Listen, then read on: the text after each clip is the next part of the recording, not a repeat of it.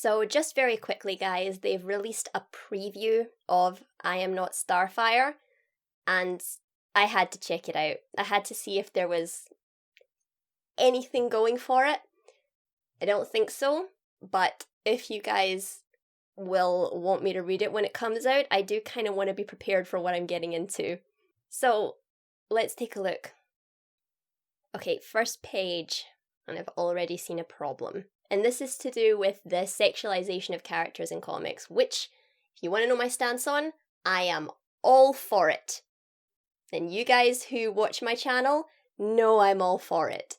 But I do like there to be some kind of reason for the sexualization to be there. I mean, some characters are sexy, but they're not sexualized. The one that immediately springs to mind is Batgirl. She is a very, very sexy character, but unless you're Bruce Timm, you don't really tend to sexualize her that much. And I think that's a lot to do with her character. It's a lot to do with how intellectual she is. So yeah, I'm pretty sure a lot of people, myself included, find her sexy, but don't really think there's much of a need to sexualize her, whereas Harley Quinn is a very, very sexual character. And when it comes to her costume, the skin-tight jester costume and her coming out of the pie singing "Happy Birthday, Mr. J." It really, really fits her character. There's a reason for that to be there, and that makes it come across as not pandering. It means that the writer actually put some thought and didn't just say, oh, let's get the horny guys to read our comic or watch our TV show because there's no brain there except the lizard brain. No, they actually put some effort into creating a character, their sexuality being a part of it. This is just plain ridiculous. So yeah, sexualize characters all you want, just don't do it to be lazy, because you guys know me, the thing I hate the most about writing is laziness. Don't give me something unless you have a reason for it to exist. Anyway, soapbox over. In regards to Cody's character, one long-running comic that I absolutely love is New Teen Titans, and in Volume 2 there's a brilliant story where the Teen Titans go to Starfire's home planet, and everyone there is dressed like her, and that's because they used to be a warrior culture, and for me that was really reminiscent of ancient Greek warriors. So it felt like there's a reason for her to be dressed like that. Obviously, the main reason is to bring in readership, because put a sexy girl on a cover, people are going to read it. And, you know, screw everyone who says otherwise, but there's absolutely nothing wrong with that. But don't be lazy about it. This shows that they completely misunderstand why Starfire dresses the way she does. They've just said, oh, Starfire dresses scantily, put her in a bikini. No, that's wrong. Stop it.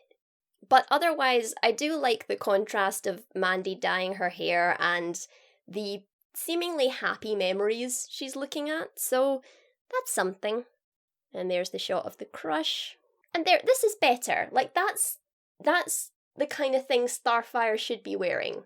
And I do have like very little problem with the artwork, especially because of the kind of faux anime cutesy style they're going for, because, you know, they're trying to attract a preteen teenage demographic. I really don't have any problems with the art. Or maybe Gotham High's art was just that horrendous that this looks brilliant in comparison. And nope, spoke too soon. I hate this picture. I hate it. And I think obviously this is the design of the character that the artist is stuck with. It's just not pleasant to look at in any sense. And again, Starfire dressed looking like she's about to answer the door to the milkman. Maybe that's who Mandy's father is.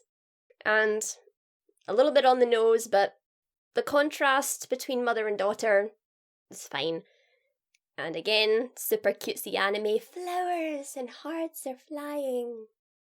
So it's not as bad as I originally thought it was going to be, but that is only because I'm looking at the artwork. And props to the artist, because she managed to tell the story through the pictures like pretty well. I mean, I know exactly what is happening and there's absolutely no dialogue here. So that shows that there is at least some artistic talent involved in this. But artistic talent doesn't necessarily equal a good product. So I am no more enthused about this than I was the first time. I still think it's going to be awful, but I guess this is the basket DC have decided to put most of their eggs in. God, I'm just so confused and dismayed as to why this exists when my favourite current comic just got cancelled.